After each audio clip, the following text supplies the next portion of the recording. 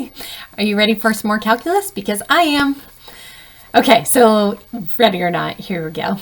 So when you think of derivative, I think of slope of the tangent. But when I'm thinking of slope of the tangent, you're thinking of derivative? We have so much in common. I bet you like ice cream too. I do too. Okay, let's do this thing. And if you don't like ice cream, I'm really sorry. I hope you like other things. When you hear derivative, you should be thinking slope of the tangent, like automatically right away.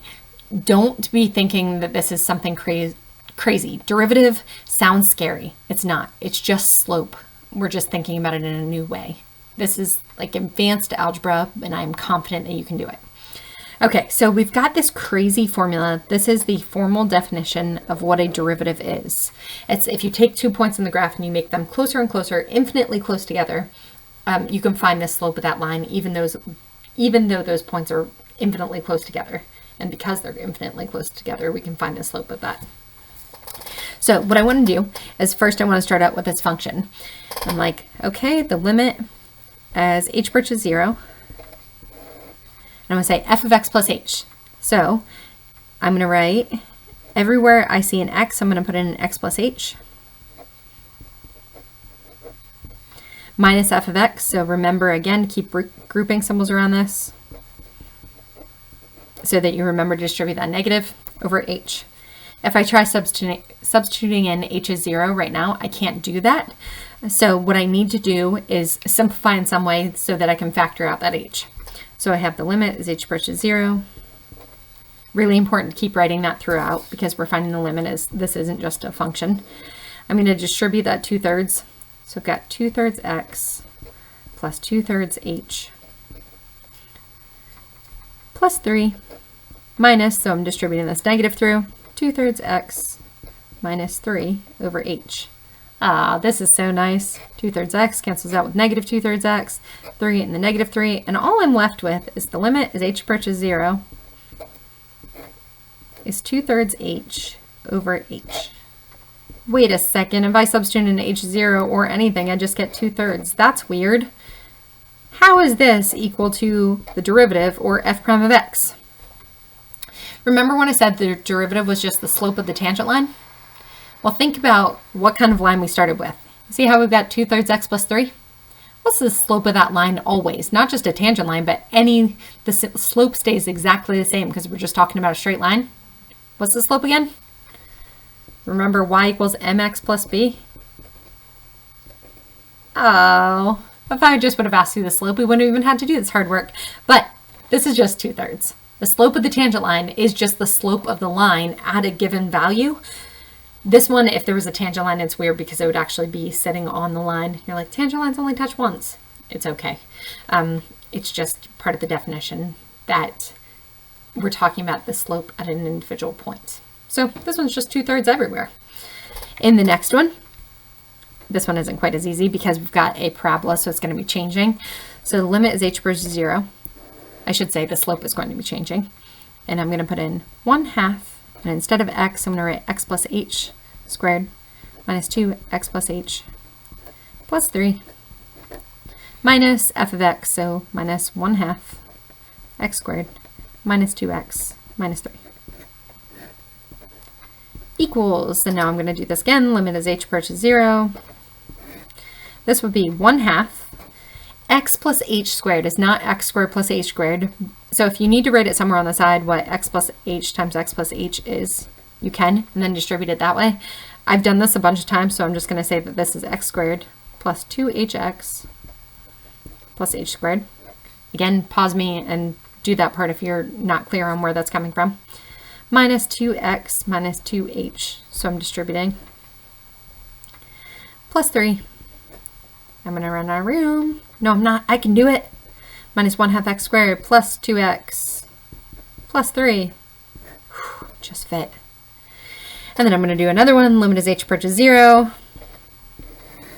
I would have 1/2 x squared plus 1/2 times 2hx would just be hx plus 1/2 h squared minus 2x minus 2h plus 3 minus 1/2 x squared plus 2x plus 3. And this is where it gets nice because we can start eliminating things and canceling out stuff. So I've got 1/2 x squared, negative 1/2 x squared. What else can I do? A negative 2x and a positive 2x, a 3. And should this one be a negative 3 and I just messed up in the first place? Let me see where I messed up.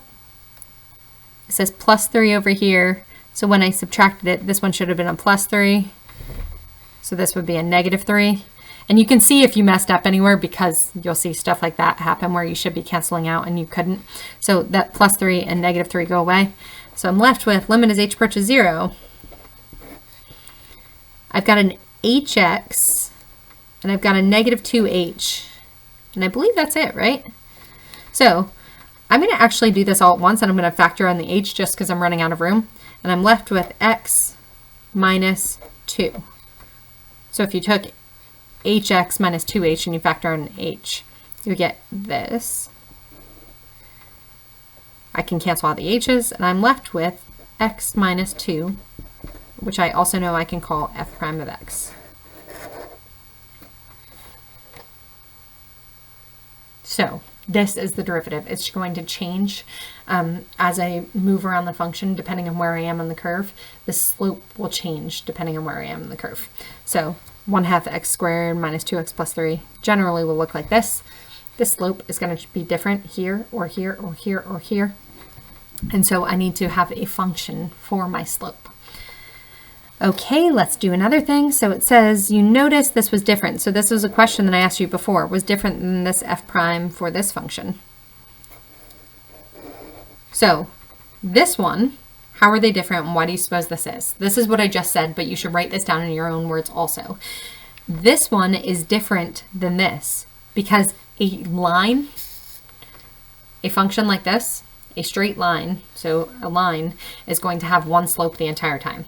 So 2/3 is always the slope of f of x is equal to 2/3 x plus 3. F of x is equal to 1/2 x squared minus 2x plus 3 has an ever-changing slope.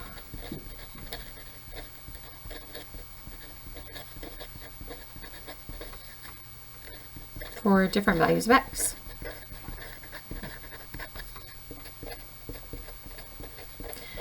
So we need an actual function that we can be substituting in different values. Okay, let's do more. I don't know why I kind of sang that. I'm not really good at singing, but I'm going to keep doing it anyway because I'm kind of talking to myself in my own house right now. Okay, let's keep going. So in the next one, find the limit as h approaches 0 and use that to find f prime of x. So really what we're trying to find is f prime of x, but we're using this formula and it's going to look different depending on how we do this. So I'm going to say the limit as h approaches 0. Everywhere you see an x, you're going to put in an x plus h minus f of x. So minus this. I should definitely be giving myself more room than I am right here, but whatever. And then I'm going to say, okay, this one looks disgusting. How do I even go about this? So what you're going to do is I'm going to find a different color marker and you're going to multiply by some crazy form of 1. Do the same thing in the denominator. So I'm going to multiply by a conjugate. And so you see how I have the square root of x plus h plus 2? I'm writing down my first term exactly like it is. And instead of saying minus here, I'm going to multiply by plus square root of x plus 2. I can't just multiply by numerator all willy-nilly without doing the same thing in the denominator. And I'm multiplying by this entire term. So this looks disgusting, but it actually turns out to be pretty nice really quickly. So I'm going to say the limit is h approaches 0. And then what I'm going to do is I'm going to distribute this. So I'm going to take this term by this one, and I would have square root of x plus h plus 2 times the square root of x plus h plus 2 is the same thing as square root of x plus h plus 2 squared. If you write that down, the square root of x plus h plus 2 squared, oops, it's up there, these would cancel out, and I'd just be left with x plus h plus 2. Boom. So the first term times the first term, the square roots cancel out. Plus, this is disgusting. I get whatever's from this first term, the x plus h plus 2, times what's over here, u. But then, bear with me, minus the square root of x plus 2 times square root of x plus h plus 2. That's so nice. Do you see how this is the same thing as this, and then it just goes away? Woo! And then the last term, square root of x plus 2 times the square root of x plus 2 would be x plus 2, or the square root of x plus 2 squared, kind of the same situation as up here. So you just get x plus 2. But be careful, because there's a minus sign here. So it would be positive times a negative, which would be negative over h. Ooh, look at how smart you look. If you didn't have like a lot of friends right now and you wanted more friends, this would be a really good way. Just show them this. Don't tell them lots of things cancel out. You're going to be so popular. You're going to be upset with me. You're that popular. Okay, x minus x. Remember, this distributes. So this is a negative x and a negative 2. So I'd have x and x cancel out. I have an h remaining. The 2 and negative 2 cancel out. And I think I'm missing something. What else am I missing here? I think I just have h, actually. Oh, I know what I did. I wonder if you did the same thing. So I did all this work on top. And you see how in the denominator, I've still got this mess. So all I have in the numerator left is an h, because everything else canceled out. But I still have this whole mess down here. Word of advice, don't actually try to multiply this and put the h through everything, because you want the h to eventually cancel out. So here I've got an h times this quantity, square root of x plus h plus 2, plus square root of x plus 2. Gross, but that's okay. So now if I'm substituting in, I have 1, because there's nothing left in the numerator, so it's always just going to be h divided by h is just 1. So I've got a 1 left over. If I substitute in h is 0 in the denominator, I would have x plus 0 plus 2, also known as x plus 2, plus x plus 2, but the square root of both of those, I'm sorry. I should have said that because there's square root here, square root here. If I add an x squared plus, or a square root of x plus 2 and another square root of x plus 2, I have 2 square root of x plus 2. Looks crazy, but this is my derivative. What's derivative also known as? Yeah, the slope of the tangent. Okay, let's do another one. So this one looks kind of gross. Actually,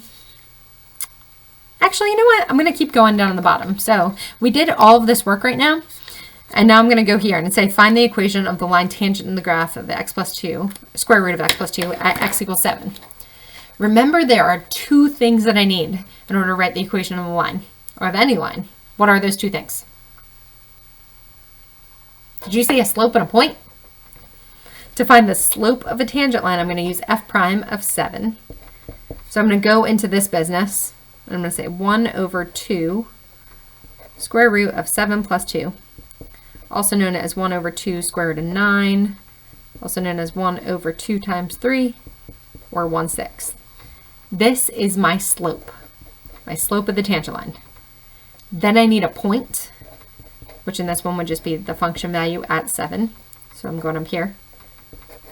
7 plus 2 is square root of 9, which is 3.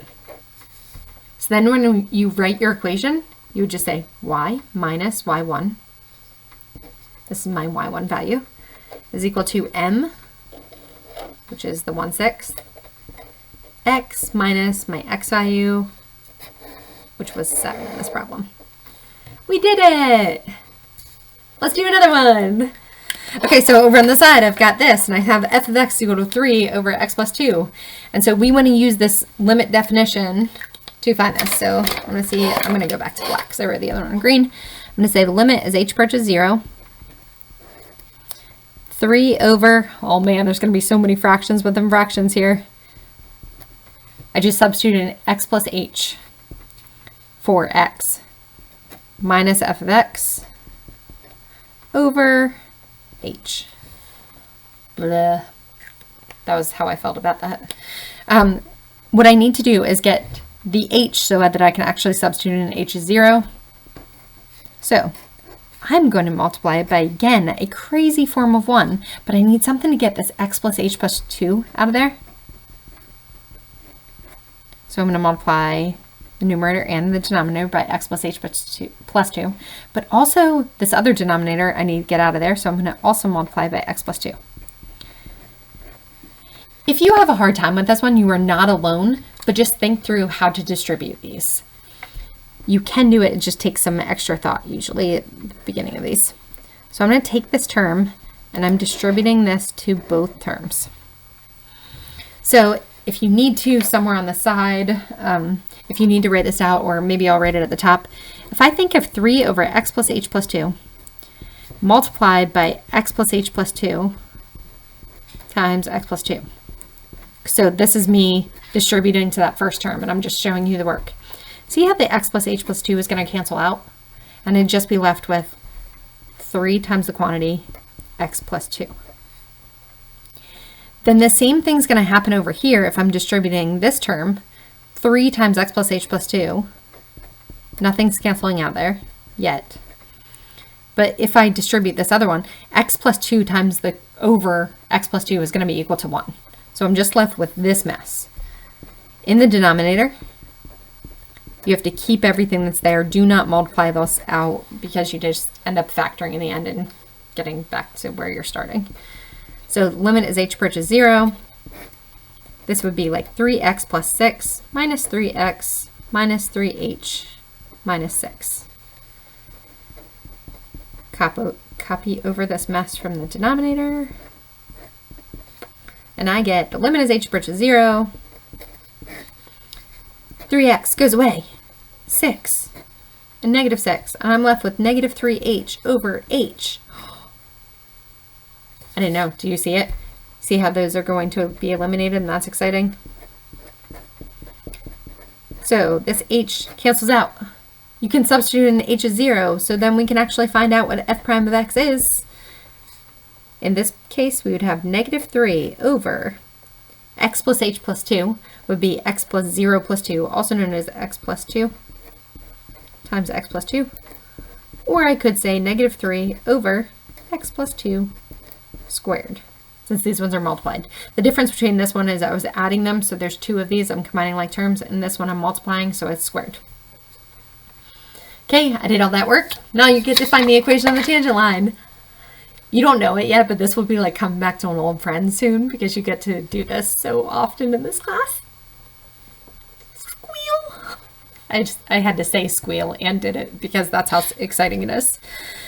Okay, so if I'm saying I need 2 things for an equation of a tangent line, what are they? Yeah, it is slope and a point. So my slope is f prime of x, which I know is just this mess. So negative 3 over, if I'm looking at x equals 1, 1 plus 2, square it, I get negative 3 over 3 squared. 3 squared is 9. Reduce that, I get negative 1/3. To find my point, I substitute in f of x, so f of 1, which would be 3 over 1 plus 2, and I get 3 over 3, which is 1. Woo! Y minus my y1 is equal to m, which is negative 1/3, x minus x1. We did it! You know what would be a great way to celebrate? Did you say more calculus? I think you did. I think you said, I hope to go on and do more calculus. You're in luck. That is exactly how we're going to celebrate. But we actually did some of this work already. I'm going to show you where. So I've got f of x is equal to negative 4x squared plus 1. And on the previous page, you found out that f prime of x is negative 2x minus 4. In the second one, this is one of the ones that we just did. I don't want you to think I'm lying about this. Where did we just do this one? We did the square root of x plus 2. That one was here. And we got f prime of x is equal to 1 over 2 square root of x plus 2. So these are just copied over from the previous pages. But what I want to know is, it's asking me to do some other business. It's saying the limit as x approaches a of f of x minus f of a over x minus a. So I'm just using this formula and I'm experimenting with this. So limit as x approaches, in this case, -1. And I'm going to just do exactly what it says. So f of x is -x squared minus 4x plus 1 minus f of a. What I mean by that is if you substitute in f of -1, what do you get? F of -1 is going to be -1 squared, which is 1, which would become -1 plus 4 is 3 plus 1 is 4.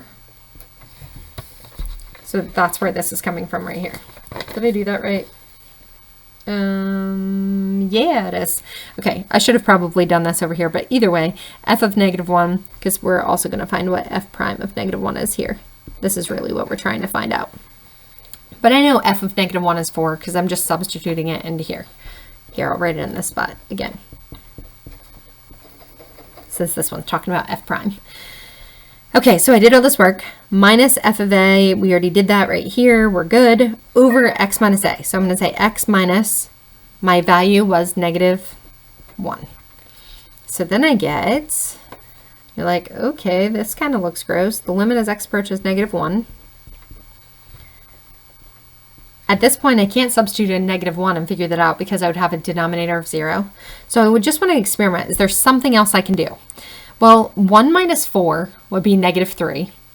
And so what I'm going to do is I'm going to factor out this negative and just see and experiment a little bit. So I took out a negative and I also made this was a 1 minus 4, which would be -3, but I factored out a negative, so it became x squared plus 4x plus 3. Now this turned into something that I can factor a little bit easier. So I can say negative, this would be times the quantity x plus 3, x plus 1, over x plus 1. If I substitute in -1, because f prime of -1, because we're just trying this to see if it will work. -1 plus 3 is going to be 2. And this becomes negative, so I get a -2. If I would do f prime of x, let's just try this. F prime of -2 times -1 would be 2 minus 4 is -2. What? I just did it this other crazy way, and I got the same thing as when I did f prime of x before and substituted. The reason for this is, let's look at this formula, what this means. Do you see how f of x minus f of a over x minus a? It looks a whole lot like y2 minus y1 over x2 minus x1. It's the same idea that if I have a graph, and here's some a value, and I'm finding the slope here. F of x minus f of a over x minus a is saying, well, what if I had a point like super close to here and I have points that are infinitely close together where x is approaching a. So this x value is getting closer and closer and infinitely close to a. It's that same idea of h is going to get closer and closer and closer to 0. So these points get closer and closer together. The annoying part about this is you can only do it for a specific value because you have to say f of x minus f of a. So it's like these two particular points come closer and closer together. So you can still figure out the derivative. This is the derivative, but this is the definition at a specific point. So this is still the slope of the tangent.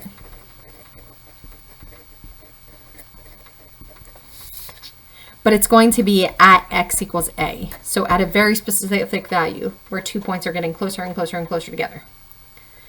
So let's try this again. If f prime of 7, we know from the previous page, we could do 1 over 2 times quantity 7, or square root of 7 plus 2.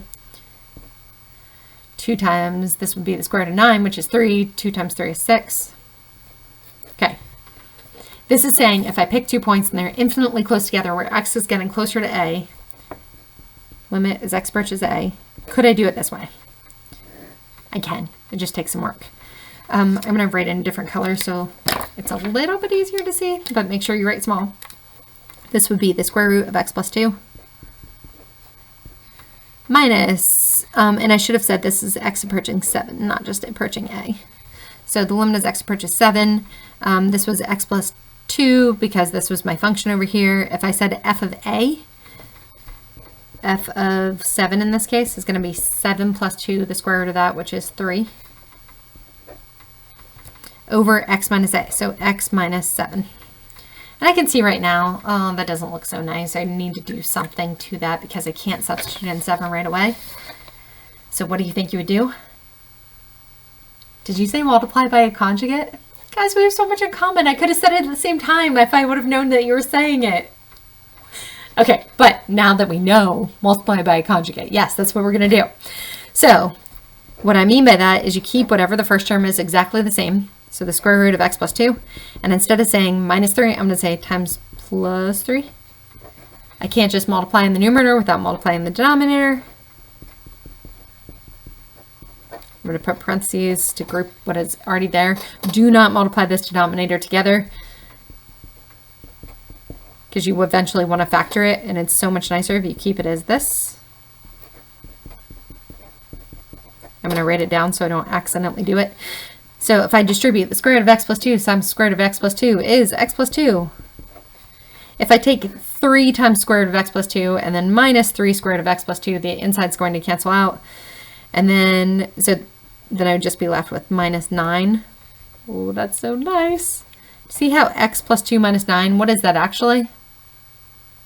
X minus 7, what? If I substitute in 7 now, I would get 1 over square root of 7 plus 2, which would be the square root of 9 plus 3. Hey, that looks like it's going to be 1/6. That's what I got before. So nice. So there's only one more page and it's short. It's just a wrap up. If you see something that looks like this, if you see anything, this is the formal definition of derivative. This is an alternate form of the definition of derivative. This is the slope of the tangent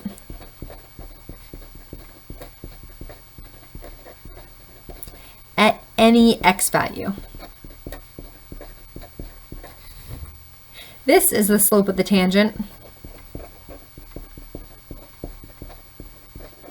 but instead of any x value, it would be at x equals a. It's a particular point that you're substituting in. Whew, this was a long one. Thanks so much for bearing with me. I think you're awesome, and I'm so glad to be your teacher. Thanks so much. See you soon. Bye.